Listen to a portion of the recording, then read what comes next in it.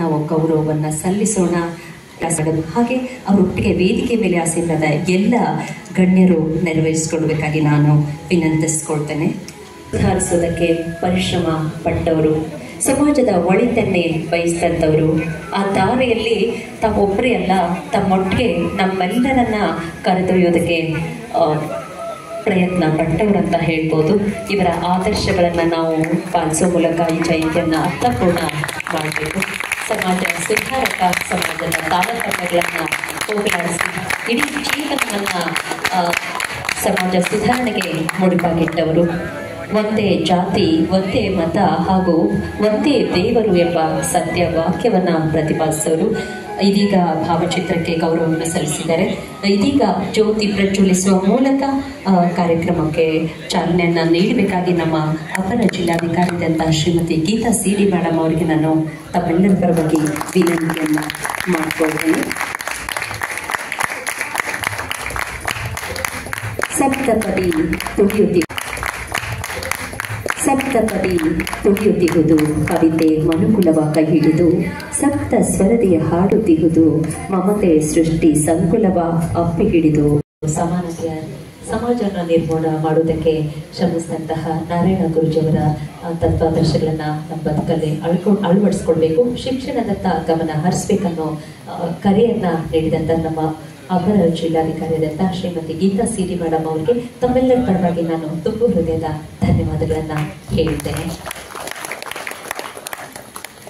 ಇದೀಗ ತಮ್ಮೆಲ್ಲರ ಸಮ್ಮುಖದಲ್ಲಿ ವಿಶೇಷ ಉಪನ್ಯಾಸ ನೀಡೋದಕ್ಕೆ ನಮ್ಮ ದಯಾನಂದ ವಿದ್ಯಾರಣ್ಯ ಭಾರತಿ ಶಾಲೆ ದೇವಡಿಹಾಳ ಹುಬ್ಬಳ್ಳಿ ಇದರ ಆಡಳಿತಾಧಿಕಾರಿಯಾದಂಥ ಶ್ರೀಯುತ ರತ್ನಾಕರ್ ಪೂಜಾರ್ ಅವರು ಆಗಮಿಸಿದ್ದಾರೆ.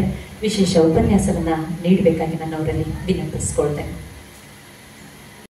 ಮಹೇಶ್ವರ ಗುರು ಸಾಕ್ಷಾತ್ ಪರಬ್ರಹ್ಮ ತಸ್ಮೈ ಶ್ರೀ ಗುರುವೇ ನಮಃ. ಸಮಸ್ತ ಗುರು ಪರಂಪರೆಗೆ ನನ್ನ ಸಾಷ್ಟಾಂಗ ನಮಸ್ಕಾರಗಳನ್ನು ತಿಳಿಸುತ್ತಾ, ವೇದಿಕೆಯ ಮೇಲೆ ಆಸೀನರಾಗಿರುವಂಥ ಗಣ್ಯಾತಿ ಗಣ್ಯರಿಗೆ ನಮಿಸುತ್ತಾ, ವೇದಿಕೆಯ ಮುಂಭಾಗದಲ್ಲಿ ಆಸೀನರಾಗಿರುವಂಥ ನನ್ನೆಲ್ಲ ಗುರು ಹಿರಿಯರ ಆಶೀರ್ವಾದದೊಂದಿಗೆ ನೆರೆದಿರುವಂಥ ಎಲ್ಲ ಸಭಿಕರಿಗೆ, ಜೊತೆಯಲ್ಲಿ ನನ್ನ ಮುದ್ದು ವಿದ್ಯಾರ್ಥಿಗಳಿಗೆ ಶ್ರೀ ನಾರಾಯಣ ಗುರು ಅವರ 170ನೇ ಜಯಂತ್ಯುತ್ಸವದ ಶುಭಕಾಮನೆಗಳನ್ನು ತಿಳಿಸ್ತಾ ಇರ್ತೇನೆ. ಜೊತೆಗೆ ಇವತ್ತಿನ ಈ 170ನೇ ಶ್ರೀ ನಾರಾಯಣ ಗುರು ಜಯಂತ್ಯುತ್ಸವದ ಈ ಕಾರ್ಯಕ್ರಮ ಜಿಲ್ಲಾಡಳಿತ ಹಾಗೂ ಕನ್ನಡ ಮತ್ತು ಸಂಸ್ಕೃತಿ ಇಲಾಖೆ ಧಾರವಾಡ ಜಿಲ್ಲೆ ಇದರ ವತಿಯಿಂದ ರಾಜ್ಯದಾದ್ಯಂತ ನಡೆಯುತ್ತಿರುವುದು ನಮ್ಮೆಲ್ಲ ಈ ಈಡಿಗ, ನಾಮಧಾರಿ ಮತ್ತು ಬಿಲ್ಲವ ಸಮುದಾಯಕ್ಕೆ ಸಿಕ್ಕಂತ ದೊಡ್ಡ ಸಾಮಾಜಿಕ ಮನ್ನಣೆ ಅಂತ ನಾನು ಭಾವಿಸ್ತಾ, ಇದಕ್ಕೆ ನಾವೆಲ್ಲರೂ ಕೂಡ ಆಭಾರಿಯಾಗಿದ್ದೇವೆ ಅಂತ ಹೇಳ್ತಾ, ಈ ನಿಟ್ಟಿನಲ್ಲಿ ಕಾರ್ಯನಿರ್ವಹಿಸಿದಂತ ಎಲ್ಲ ಸಮಾಜದ ಮುಖಂಡರಿಗೆ ಮತ್ತೊಮ್ಮೆ ನನ್ನ ನಮಸ್ಕಾರಗಳನ್ನು ತಿಳಿಸುತ್ತೇನೆ. ಜೊತೆಯಲ್ಲಿ ನಾವು ಇವತ್ತು ಈ ಬ್ರಹ್ಮಶ್ರೀ ನಾರಾಯಣ ಗುರು ಅವರ 170ನೇ ಜಯಂತಿಯನ್ನು ಆಚರಿಸ್ತಾ ಇದ್ದೇವೆ. ಈ ಜಯಂತಿ ಆಚರಣೆಗೆ ಕಾರಣ ಅಂತ ಹೇಳಿದ್ರೆ, ನಾವು ಒಬ್ಬ ವ್ಯಕ್ತಿಯನ್ನು, ಒಂದು ಸಮುದಾಯವನ್ನು, ಒಬ್ಬ ಮಹಾನ್ ಪುರುಷನನ್ನು ನೆನೆಯುವುದೇ ಈ ಜಯಂತಿ ಆಚರಣೆಯ ಉದ್ದೇಶ. ಅಂಥದ್ರಲ್ಲಿ ಶ್ರೀ ನಾರಾಯಣ ಗುರುಗಳು ಸುಮಾರು 19ನೇ ಶತಮಾನದಲ್ಲಿ ಬಾಳಿ ಬೆಳಗಿದ ಸಮಾಜದ ಮಹಾನ್ ಚೇತನ ಅಂತ ಹೇಳಿದ್ರೆ ಯಾವುದೇ ಸಂಶಯವಿಲ್ಲ. ಈ ನಿಟ್ಟಿನಲ್ಲಿ ತಮಗೆಲ್ಲರಿಗೂ ಗೊತ್ತಿರುವ ಹಾಗೆ ಎಲ್ಲ ಸಭೆ ಸಮಾರಂಭಗಳಲ್ಲಿ ನಾರಾಯಣ ಗುರುಗಳ ಬಗ್ಗೆ, ಸಮಾಜದ ಮುಖಂಡರ ಬಗ್ಗೆ ನಾವೆಲ್ಲ ತಿಳ್ಕೊಂಡಿದ್ದೀವಿ. ಈಗಾಗಲೇ ಅಪರ ಜಿಲ್ಲಾಧಿಕಾರಿಯವರು ನಾರಾಯಣ ಗುರು ಅವರ ಜೀವನದ ಬಗ್ಗೆ ಚುಟುಕಾಗಿ ನಮ್ಗೆಲ್ಲರಿಗೂ ತಿಳಿಸಿದ್ದಾರೆ. ನಾನು ಅದೇ ರೀತಿಯಲ್ಲಿ ಈ ಸಮಾಜದ ಬದಲಾವಣೆಗೆ ಕಾರಣೀಕೃತವಾದಂತಹ ಪ್ರಮುಖ ವಿಷಯಗಳನ್ನು ತಮ್ಮ ಮುಂದಿಡ್ಲಿಕ್ಕೆ ಇಚ್ಛೆ ಪಡ್ತೇನೆ. ಯಾಕಂದ್ರೆ ಪ್ರಸ್ತುತ ಸಮಾಜದಲ್ಲಿ ಸಮುದಾಯಗಳ ನಾಗಾಲೋಟವನ್ನು ನಾವೆಲ್ಲರೂ ನೋಡಿದ್ದೀವಿ. ಪ್ರತಿಯೊಂದು ವಿಚಾರದಲ್ಲಿಯೂ ಸಮಾಜ ಎನ್ನುವುದು ಅಥವಾ ಸಮುದಾಯ ಎನ್ನುವುದು ಮುಂದೆ ಬರ್ತಾ ಇದೆ. ಈ ಸಮುದಾಯದ ಬೆಳವಣಿಗೆ ಹೇಗಾಯಿತು ಹಾಗಾದ್ರೆ? ಈಗಾಗಲೇ ಅಪರ ಜಿಲ್ಲಾಧಿಕಾರಿಗಳು ಹೇಳಿದ ಹಾಗೆ, ಮೊದಲು ಭೂಮಿಯ ಉಗಮದಲ್ಲಿ ನಾವೆಲ್ಲೂ ಈ ಸಮುದಾಯದ ಒಂದು ಹುಟ್ಟನ್ನು ಅಥವಾ ಉಗಮವನ್ನು ನೋಡಲೇ ಇಲ್ಲ. ನಂತರದಲ್ಲಿ ಭೂಮಿಯ ಮೇಲೆ ಜೀವಿಗಳ ಉಗಮವಾದವು ಕೂಡ ಅಲ್ಲಿ ಯಾವುದೇ ಸಮುದಾಯದ ಒಂದು ಅಲ್ಲಿ ಉತ್ಪ್ರೇಕ್ಷೆ ಆಗಲಿ ಉಗಮವಾಗಲಿ ಯಾವುದೇ ಕುರುಹುಗಳು ಕೂಡ ನಾವು ನೋಡಲೇ ಇಲ್ಲ. ಅಲ್ಲಿ ನಮಗೆ ಬಳಕೆಗೆ ಬಂದದ್ದು, ಕಿವಿಗೆ ಕೇಳಿದ್ದು, ಭೂಮಿಯ ಮೇಲೆ ಜೀವಿಯ ಉಗಮವಾಯಿತು. ಅದು ಅಮೀಬಾ ರೂಪದಲ್ಲಿ ಮೊದಲು ಉಗಮವಾಯಿತು. ನಂತರದಲ್ಲಿ ಫ್ಲೋರಾ ಫೋನಾ ಎನ್ನುವಂತ ರೀತಿಯಲ್ಲಿ, ಅಂದ್ರೆ ಪ್ರಾಣಿಗಳು ಪಕ್ಷಿಗಳು ಎನ್ನುವಂತ ನಿಟ್ಟಿನಲ್ಲಿ ಜೀವಿಗಳ ಉಗಮವಾಯಿತು ಅಂತ ನಾವು ಕೇಳಿದ್ವಿ. ಅಲ್ಲಿ ಯಾವುದೇ ಒಂದು ಸಮಾಜ ಅಥವಾ ಸಮುದಾಯ ಉಗಮವಾಯಿತು ಅಂತ ಹೇಳಿ ನಾವು ಎಲ್ಲೂ ಯಾವ ಪುಸ್ತಕದಲ್ಲಿಯೂ ಕೂಡ ಕೇಳೇ ಇಲ್ಲ. ಆದರೆ ಈ ಸಮುದಾಯದ ಉಗಮ ಹೇಗಾಯಿತು? ಅಲ್ಲಿ ನಾಗರಿಕತೆ ಬೆಳೀತದೆ. ನಂತರದಲ್ಲಿ ಅಲ್ಲಿ ಜೀವಿಗಳ ಉಗಮವಾಯಿತು, ಇಲ್ಲ ಸಮುದಾಯಗಳಿಲ್ಲ. ನಂತರದಲ್ಲಿ ಅಲ್ಲಿ ಮಾನವ ಹೇಗೆ ಹೋಗಿ ವಿಕಸನಗೊಳ್ತಾನೆ? ಅಲ್ಲಿ ಗೆರಿಲ್ಲಾ ಅಥವಾ ಗೋರಿಲ್ಲಾ ಎನ್ನುವಂತ ಒಂದು ಜೀವಿ ಅಥವಾ ಪ್ರಾಣಿ ಮನುಷ್ಯನ ರೂಪವನ್ನು ತಳೆಯುತ್ತದೆ ಅಥವಾ ಮನುಷ್ಯ ರೂಪದಲ್ಲಿ ವಿಕಸನಗೊಂಡಾಗಲೂ ಕೂಡ ಅಲ್ಲಿ ಸಮುದಾಯದ ಒಂದು ಪರಿಚಯ ಯಾರಿಗೂ ಕೂಡ ಇರಲೇ ಇಲ್ಲ. ಹಾಗಾದ್ರೆ ಈ ಸಮುದಾಯ ಅಥವಾ ಸಮಾಜ ಎನ್ನುವುದು ಯಾವಾಗ ಹುಟ್ಟುಕೊಳ್ಳುತ್ತೆ? ಇಲ್ಲಿ ಮಾನವನ ಭೌತಿಕ ಮಟ್ಟ ಅಲ್ಲಿ ಏನಾಯಿತು, ಬೆಳವಣಿಗೆ ಆಗ್ತಾ ಬಂತು. ನಾವು ಉದಾಹರಣೆಗೆ ನಾವು ಹೇಳಬೇಕಾದ್ರೆ, ಮಗು ಹುಟ್ಟಿದಾಗ ಹೇಗಿರ್ತದೆ ಅದರ ಬೆಳವಣಿಗೆ ದಿನದಿಂದ ದಿನಕ್ಕೆ ಅದರ ಚಲನ ವಲನಗಳು, ಮಾತಿನ ವೈಖರಿಗಳು ಬದಲಾಗುತ್ತಾ ಪ್ರಬುದ್ಧತೆಯನ್ನು ಪಡೆದುಕೊಳ್ತಾರೆ. ಅದೇ ರೀತಿ ಭೂಮಿಯ ಉಗಮ, ಜೀವಿಯ ಉಗಮ, ಪ್ರಾಣಿ ಪಕ್ಷಿಗಳ ಉಗಮ, ಹಾಗೆ ಪ್ರಾಣಿ ಪಕ್ಷಿಗಳ ಉಗಮವಾದಾಗಲೂ ಕೂಡ ಮನುಷ್ಯ ನೇರವಾಗಿ ನೆಟ್ಟಗೆ ಪ್ಯಾಂಟ್ ಶರ್ಟ್ ಹಾಕೊಂಡು ಇಲ್ಲಿ ಬಂದು ನಿಂತ್ಕೊಂಡಿಲ್ಲ. ಅಲ್ಲಿ ಹಲವಾರು ಆಯಾಮಗಳನ್ನು ದಾಟಿ ಬರ್ತಾನೆ. ಅಲೆಮಾರಿ ಜೀವನ, ಮನುಷ್ಯನ ಅಲೆಮಾರಿ ಜೀವನ. ಒಂದು ಕಡೆಯಿಂದ ಒಂದು ಜಾಗದಿಂದ ಇನ್ನೊಂದು ಜಾಗಕ್ಕೆ ಮನುಷ್ಯ ಅಲೆಮಾರಿ ಜೀವನ ನಡೆಸ್ತಾನೆ. ಅಲ್ಲಿನ ಆಹಾರ ಪದ್ಧತಿ, ಉಡುಗೆ ತೊಡುಗೆ ಎಲ್ಲ ಸಂಪೂರ್ಣ ಅಥವಾ ಸರಳವಾದಂತಹ ಒಂದು ಆಹಾರ ಪದ್ಧತಿ ಅಲ್ಲಿತ್ತು. ಆವಾಗಲೂ ಕೂಡ ಆ ಸಮುದಾಯ, ಈ ಸಮುದಾಯ, ಮೇಲ್ ಸಮುದಾಯ, ಕೆಳ ಸಮುದಾಯ ಎನ್ನುವಂತ ಯಾವುದೇ ಪರಿಕಲ್ಪನೆ ಬರಲೇ ಇಲ್ಲ. ಯಾವಾಗ ನಾಗರಿಕತೆ ಬೆಳೀತದೆ ಅಂದ್ರೆ ಮಾನವನ ಸೆಟ್ಲ್ಮೆಂಟ್ ಎನ್ನುವುದು ಒಂದು ಕಡೆಯಲ್ಲಿ ಮಾನವ ಯಾವಾಗ ನೆಲೆ ನಿಂತಾನೆ ಆವಾಗ ನಾನು, ತಾನು, ನನ್ನದು, ತಮ್ಮದು ಎನ್ನುವಂತ ಒಂದು ಪರಿಕಲ್ಪನೆ ಹುಡುತ್ತದೆ. ಅದೇ ಮುಂದೆ ಕಾರಣವಾಗಿ ನಾಗರಿಕತೆಯ ಬೆಳವಣಿಗೆ, ಮನುಷ್ಯನ ಭೌತಿಕ ಮಟ್ಟದ ಒಂದು ಸುಧಾರಣೆಯಿಂದಾಗಿ ವೇದಗಳ ಉಗಮ ಅನ್ನೋದನ್ನು ನಾವು ಪುರಾಣದಲ್ಲಿ ಕೇಳಿದ್ದೀವಿ. ವೇದಿಕ್ ಕಲ್ಚರ್, ವೇದಗಳ ಉಗಮ. ಯಾವಾಗ ವೇದಗಳ ಉಗಮ ಆಯಿತು ಅಲ್ಲಿ ಒಂದು ಸಮುದಾಯದ ಕಲ್ಪನೆ ಹುಟ್ಟುಕೊಳ್ಳುತ್ತೇವೆ. ಅಂದ್ರೆ ಮೊದಲು ನಾವು ಅಲೆಮಾರಿ ಜನಾಂಗದವರಾದಾಗ ಜೀವನವನ್ನು ನಡೆಸ್ತಿರುವಾಗ ನಮಗೆ ಯಾವುದೇ ದೇವರಾಗಲಿ, ಅಲ್ಲಿ ದೈವಿಕ ಕಲ್ಪನೆಗಳಾಗ್ಲಿ, ದೈವಿಕ ಆಚರಣೆಗಳಾಗ್ಲಿ ಆ ಮಾನವ ಜನಾಂಗಕ್ಕೆ ಇರಲಿಲ್ಲ, ಮಾನವ ಸಮುದಾಯಕ್ಕೆ ಇರಲಿಲ್ಲ. ಯಾವಾಗ ವೇದಗಳ ಉಗಮವಾಯಿತು ಅಲ್ಲಿ ಏನಾಗಿದೆ ಅಂತ ಹೇಳಿದ್ರೆ ಅಲ್ಲಿ ವಿಭಜನೆಗಳು ಅಥವಾ ವಿಂಗಡಣೆಗಳು ಪ್ರಾರಂಭವಾದವು.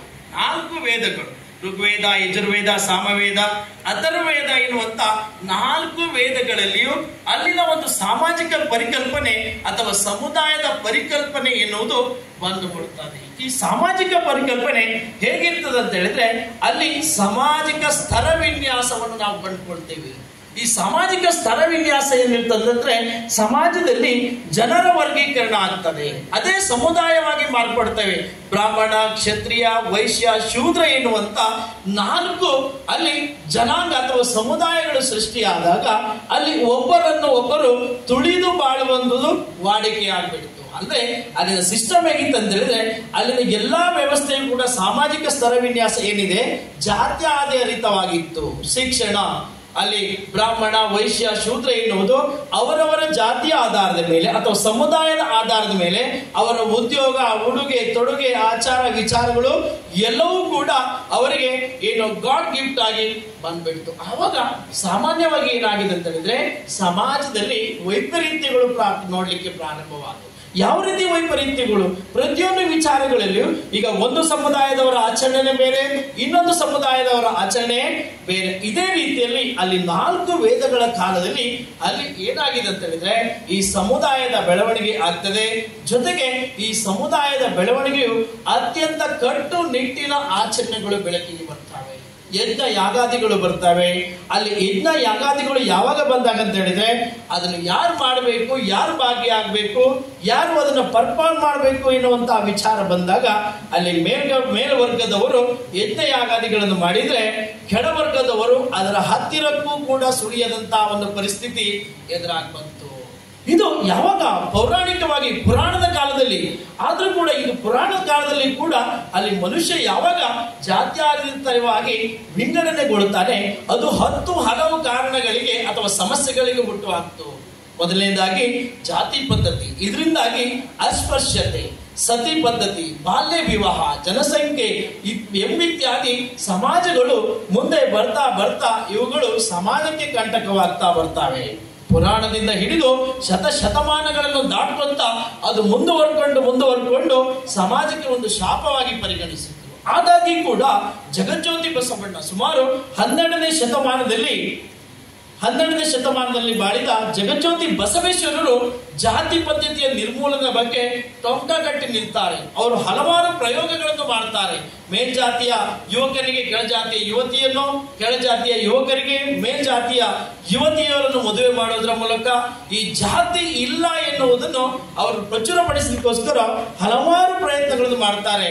ಆದ್ರೂ ಕೂಡ ಫಲಿತಾಂಶ 1% ಅಥವಾ 0 ಅಂತ ಹೇಳಿದ್ರು ತಪ್ಪಾಗಲಿಕ್ಕಿಲ್ಲ.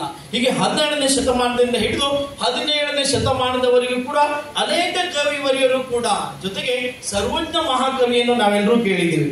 ಈ ಸರ್ವಜ್ಞ ಮಹಾಕವಿಗಳು ಕೂಡ ತಮ್ಮ ವಚನಗಳಲ್ಲಿ ಈ ಜಾತಿ ಪದ್ಧತಿ ಅಥವಾ ಸಾಮಾಜಿಕ ಅನಿಷ್ಟಗಳನ್ನು ನಾವು ತೊಡೆದು ಹಾಕಬೇಕು ಎನ್ನುವಂತ ಉದ್ದೇಶದಿಂದ ಹಲವಾರು ಪ್ರಯೋಗಗಳನ್ನು ಮಾಡಿದ್ರು. ಆದ್ರೂ ಇದರ ಫಲಿತಾಂಶ ಕೂಡ 0 ಅಂತ ಹೇಳಿದ್ರೆ ಪೌರಾಣಿಕ ಹಿನ್ನೆಲೆಯಿಂದ ಅಥವಾ ಪುರಾಣದಿಂದ ಹುಟ್ಟಿಕೊಂಡಂತ ಈ ಸಾಮಾಜಿಕ ಸ್ತರ ವಿನ್ಯಾಸವೆನ್ನುವುದು ಶತಮಾನಗಳನ್ನು ದಾಟಿಕೊಂಡು 12, 13, 14, 15, 17, 18ನೇ ಶತಮಾನವನ್ನು ತಲುಪುವಷ್ಟಿಗೆ ಇದು ಅತ್ಯಂತ ಕಟ್ಟುನಿಟ್ಟಿನ ಒಂದು ಸಾಮಾಜಿಕ ಪಿಡುಗಾಗಿ ಮಾರ್ಪಡ್ತದೆ. ಮಹಾತ್ಮ ಗಾಂಧೀಜಿಯವರು ಹೇಳ್ತಾರೆ, ಸಮಾಜದಲ್ಲಿ ಎಲ್ಲಿಯವರೆಗೂ ಜಾತಿ ಪದ್ಧತಿಯು ತಾಂಡವವಾಡ್ತಾ ಇದೆಯೋ ಅಲ್ಲಿವರೆಗೆ ಮನುಷ್ಯನ ಉದ್ಧಾರ ಅಸಾಧ್ಯ ಎನ್ನುವುದು. ಅದನ್ನು ಸಾಮಾಜಿಕವಾದಂತಹ ಒಂದು ಪಿಡುಗಂತ ಕರೆದು ಬಿಟ್ಟರು. ಹೌದು, ನಿಜವಾಗಿಯೂ 18ನೇ ಶತಮಾನದವರೆಗೂ ಕೂಡ ಇದರ ಪ್ರಭಾವ ಹೆಚ್ಚುತ್ತಲೇ ಬಂತೆ ಹೊರತು ಕಡಿಮೆ ಆಗಲೇ ಇಲ್ಲ. ನಂತರದ ಪರಿಸ್ಥಿತಿಯೇ ಬದಲಾಯಿತು. ಮಹಾಭಾರತದಲ್ಲಿ ಶ್ರೀಕೃಷ್ಣ ಪರಮಾತ್ಮ ಒಂದು ವಾಣಿಯನ್ನು ಪ್ರಚುರಪಡಿಸ್ತಾನೆ. ಯದಾ ಯದಾ ಹಿ ಧರ್ಮಸ್ಯ ಗ್ಲಾನಿರ್ಭವತಿ ಭಾರತ ಅಭ್ಯುತ್ಥಾನಮ ಧರ್ಮಸ್ಯ ತದಾತ್ಮಾನಾಂ ಸೃಜಾಮ್ಯಹಂ ಪರಿತ್ರಾಣಾಯ ಸಾಧೂನಾಂ ವಿನಾಶಾಯ ಚತುಷ್ಕೃತ ಧರ್ಮ ಸಂಸ್ಥಾಪನಾರ್ಥಾಯ ಸಂಭವಾಮೇ ಯುಗೆ ಯುಗೆ. ಇದು ಮಹಾಭಾರತದಲ್ಲಿ ಶ್ರೀಕೃಷ್ಣನ ಒಂದು ಭವಿಷ್ಯವಾಣಿ ಅಂತ ಹೇಳಿದ್ರು ತಪ್ಪಾಗ್ಲಿಕ್ಕಿಲ್ಲ, ಅಥವಾ ಮಹತ್ವದ ನುಡಿ ಅಂತ ಹೇಳಿದ್ರು ತಪ್ಪಾಗ್ಲಿಕ್ಕಿಲ್ಲ. ಶತಮಾನಗಳಲ್ಲಿ ಕೂಡ ಸಮಾಜದಲ್ಲಿ ತಲೆದೋರುವಂತಹ ಸಮಸ್ಯೆಗಳನ್ನು, ಪೆಡಂಬೋತಗಳನ್ನು ನಾನು ಪರಿಹರಿಸಲಿಕ್ಕೆ ನಾನು ಮತ್ತೆ ಉದಯಿಸುತ್ತೇನೆ ಅಥವಾ ಮತ್ತೆ ಜನ್ಮ ತಾಳುತ್ತೇನೆ, ಸಂಭವಾಮೇ ಯುಗೆ ಯುಗೆ ಎನ್ನುವುದನ್ನು ಶ್ರೀಕೃಷ್ಣ ಪರಮಾತ್ಮ ಪ್ರಚುರಪಡಿಸ್ತಾನೆ. ಅದು ಸತ್ಯವೋ ಎಂಬಂತೆ ಅದರಂತೆ 19ನೇ ಶತಮಾನದ ಮೊದಲಾರ್ಧದಲ್ಲಿ ಈ ಸಾಮಾಜಿಕ ಪಿಡುಗು ಎನ್ನುವುದು ಯಾವಾಗ ತನ್ನ ಉತ್ಕೃಷ್ಟವನ್ನು ತಲುಪುತ್ತದೆ. ಈಗಾಗಲೇ ಅಪರ ಜಿಲ್ಲಾಧಿಕಾರಿ ಅವರು ಹೇಳಿದ ಹಾಗೆ ಅಲ್ಲಿ 19ನೇ ಶತಮಾನದ ಮೊದಲಾರ್ಧ ಎನ್ನುವುದು ಒಂದು ಕಡೆಯಲ್ಲಿ ಬ್ರಿಟಿಷರ ಆಳ್ವಿಕೆ, ಇನ್ನೊಂದು ಕಡೆಯಲ್ಲಿ ಸಮಾಜದಲ್ಲಿ ಅತ್ಯಂತ ಕೆಟ್ಟ ಅನಿಷ್ಟಗಳು ಆಚರಣೆಯಲ್ಲಿರುವಂತಹ ಒಂದು ಪರಿಸ್ಥಿತಿ ಎದುರಾಗಿತ್ತು. ಅಂತಹ ಸಮಯದಲ್ಲೇ 19ನೇ ಶತಮಾನದ ಮೊದಲಾರ್ಧದಲ್ಲಿ ಅದನ್ನು ನಾವು ಸಾಮಾಜಿಕ ಪುನರುಜ್ಜೀವನದ ಯುಗ ಅಂತ ಕರಿತೀವಿ. ನಮ್ಗೆಲ್ರಿಗೂ ಗೊತ್ತಿರುವ ಹಾಗೆ ರಾಜಾರಾಮ್ ಮೋಹನ್ ರಾಯ್ ಎನ್ನುವಂತ ಪ್ರಮುಖವಾದಂತಹ ದಾರ್ಶನಿಕ ಅಥವಾ ಸಾಮಾಜಿಕ ಚಿಂತಕ ಜನನವಾಗ್ತದೆ. ಜೊತೆಗೆ ಅವರು ಸಾಮಾಜಿಕ ಕೈಂಕರ್ಯಗಳಲ್ಲಿ ತೊಡಗಿಕೊಂಡು ಸಮಾಜದ ಒಂದು ಅಲ್ಲಿನ ಅತ್ಯಂತ ಅನಿಷ್ಟಗಳನ್ನು ತೊಡಲಿಕ್ಕೆ ಪ್ರಾರಂಭಿಸಿದ ಈ ರಾಜಾರಾಮ್ ಮೋಹನ್ ರಾಯ್ ಅವರಿಂದ ಮೊದಲುಗೊಂಡಂತ ಅವರೇ ನಮ್ಮ ಸಾಮಾಜಿಕ ಪರಿವರ್ತನೆ ಅಥವಾ ಸುಧಾರಣೆಯ ಪಿತಾಮಹ ಎನಿಸಿಕೊಳ್ಳುತ್ತಾರೆ. ಇವರು ಮೊದಲಿಗರಾದ್ರೆ ನಂತರದಲ್ಲಿ ಸ್ವಾಮಿ ದಯಾನಂದ ಸರಸ್ವತಿ, ಆತ್ಮಾರಾಮ್ ಪಾಂಡುರಂಗ್, ಜ್ಯೋತಿಬಾ ಫುಲೆ, ಸರ್ ಸೈಯದ್ ಅಹಮದ್ ಖಾನ್, ಹಾಗೆ ರಾಮಕೃಷ್ಣ ಪರಮಹಂಸ, ಸ್ವಾಮಿ ವಿವೇಕಾನಂದ, ಪೆರಿಯಾರ್ ಮತ್ತು ನಾರಾಯಣ ಗುರು ಎನ್ನುವಂತಹ ಅತ್ಯಂತ ಪ್ರಮುಖವಾದಂತಹ ಸಾಮಾಜಿಕ ಚೇತನ ಜನ್ಮ ತಳಿತಾರೆ. ಆ ಜನ್ಮ ಈ ಸಾಮಾಜಿಕ ಚೇತನ ಅಥವಾ ಮಹಾಚೇತನದ ಜನ್ಮ ಎನ್ನುವುದು ಅಥವಾ ಜನನ ಎನ್ನುವುದು ಏನಾಗ್ತದೆ, ಸಮಾಜದ ಅತ್ಯಂತ ಕಟ್ಟುನಿಟ್ಟಿನ ಅನಿಷ್ಟಗಳನ್ನು ತೊಡೆದು ಹಾಕಲಿಕ್ಕೆ ಶ್ರೀಕೃಷ್ಣ ಪರಮಾತ್ಮನೇ ಜನ್ಮ ತಾಳಿದನೋ ಎನ್ನುವಂತಹ ರೀತಿಯಲ್ಲಿ ಸಮಾಜಕ್ಕೆ ವರವಾಗಿ, ಗುರುವಾಗಿ, ಮಾರ್ಗದರ್ಶಕರಾಗಿ ಅವರು ಪ್ರಮುಖವಾದಂತಹ ಒಂದು ಸಾಮಾಜಿಕ ಮನ್ನಣೆಯನ್ನು ಗಳಿಸ್ತಾರೆ. ಇದೇ ರೀತಿಯಲ್ಲಿ ನಮಗೆಲ್ಲರೂ ಗೊತ್ತಿರುವ ಹಾಗೆ ಅಲ್ಲಿ ನಾವು ಯಾವಾಗ ಈ ಸಾಮಾಜಿಕ ಅಥವಾ ಚಿಂತಕರು, ದಾರ್ಶನಿಕರು ಅಥವಾ ಸಾಮಾಜಿಕ ಸುಧಾರಕರು ಜನ್ಮ ತಾಳಿದರು, ಅವರು ತಮ್ಮ ಕೈಂಕರ್ಯವನ್ನು ಮಾಡಿದರು ಅಂತ ಹೇಳಿದಾಗ ನಾವು ಅದನ್ನು ಎರಡು ರೀತಿಯಾಗಿ ವಿಭಜಿಸ್ತೇವೆ. ಉತ್ತರ ಭಾರತ ಮತ್ತು ದಕ್ಷಿಣ ಭಾರತ. ನರ್ಮದಾ ನದಿಯ ಮೇಲಿನ ಭಾಗವನ್ನು ನಾವು ಉತ್ತರ ಭಾರತ ಎಂತಲೂ ಅಥವಾ ಕೆಳಗಿನ ಭಾಗವನ್ನು ದಕ್ಷಿಣ ಭಾರತ ಎಂತಲೂ ನಾವೇನ್ ಮಾಡ್ತೀವಿ, ಅದನ್ನು ವಿಂಗಡಣೆ ಮಾಡ್ಕೊಳ್ತೀವಿ. ಈ ರೀತಿಯಲ್ಲಿ ಉತ್ತರ ಭಾರತದಲ್ಲಿ ಯಾವಾಗ ಮೊದಲ ಬಾರಿಗೆ ರಾಜಾರಾಮ್ ಮೋಹನ್ ರಾಯ್, ದಯಾನಂದ ಸರಸ್ವತಿ, ಜ್ಯೋತಿಬಾ ಫುಲೆ, ಆತ್ಮಾರಾಮ್ ಪಾಂಡುರಂಗ್, ಸರ್ ಸೈಯದ್ ಅಹಮದ್ ಖಾನ್ ಮತ್ತಿತ್ಯಾದಿಯವರು ತಮ್ಮ ಕೈಂಕರ್ಯವನ್ನು ಪ್ರಾರಂಭಿಸಿದರು, ಅದೇ ಸಮಯದಲ್ಲಿ 19ನೇ ಶತಮಾನದ ಮೊದಲಾರ್ಧ ಅಂತ ಹೇಳಿದ್ರೆ ಮೊದಲಾರ್ಧದಲ್ಲಿ ದಕ್ಷಿಣ ಭಾರತವು ಅತ್ಯಂತ ಕಟ್ಟುನಿಟ್ಟಿನ ಜಾತಿ ಪದ್ಧತಿಯ, ಅಸ್ಪೃಶ್ಯತೆಯ, ಸಾಮಾಜಿಕ ಅನಿಷ್ಟಗಳಿಂದ ಸಮಾಜ ಎನ್ನುವುದು ತುಂಡಾಗಿ, ಹೋಳಾಗಿ, ಬರ್ಬರವಾಗಿತ್ತು ಅಂತ ಹೇಳಿದ್ರೆ ಇದಕ್ಕೆ ಬೇರೆ ಉದಾಹರಣೆಗಳೇ ಬೇಕಿಲ್ಲ. ಅಲ್ಲಿನ ಒಂದು ಆಚರಣೆಗಳು ಮೊದಲಾರ್ಧದಲ್ಲಿ ಕೇರಳ. ಈ ಕೇರಳ ನಮ್ಮ ಭಾರತ ದೇಶದ ಅತ್ಯಂತ ದಕ್ಷಿಣದ ತುದಿ ಕೇರಳ ಎನ್ನುವುದು ಅತ್ಯಂತ ಸಾಮಾಜಿಕ ಅನಿಷ್ಟಗಳಿಂದ ತುಂಬಿ ತುಳುತ್ತಿರುವಂತಹ ಒಂದು ಸನ್ನಿವೇಶ. ಅದೇ ಸನ್ನಿವೇಶದಲ್ಲಿ ಕೇರಳದ ತಿರುವನಂತಪುರಂ ಅಥವಾ ತಿರುವಾಂಕೂರು ಸಂಸ್ಥಾನ ಅಂತ ಅದನ್ನು ಕರೀತಾ ಇದ್ರು. ಮೊದಲು 19ನೇ ಶತಮಾನ ಅಥವಾ ಸ್ವತಂತ್ರ ಭಾರತಕ್ಕಿಂತ ಮುಂಚೆ ಅದು ತಿರುವಾಂಕೂರು ಸಂಸ್ಥಾನ ಅಂತ ಕರೀತಾರೆ. ಈ ತಿರುವಾಂಕೂರು ಸಂಸ್ಥಾನದಲ್ಲಿ ಒಬ್ಬ ಮಹಾನ್ ಪುರುಷನ ಜನ್ಮವಾಗ್ತದೆ. ಅವರೇ ಶ್ರೀ ನಾರಾಯಣ ಗುರು.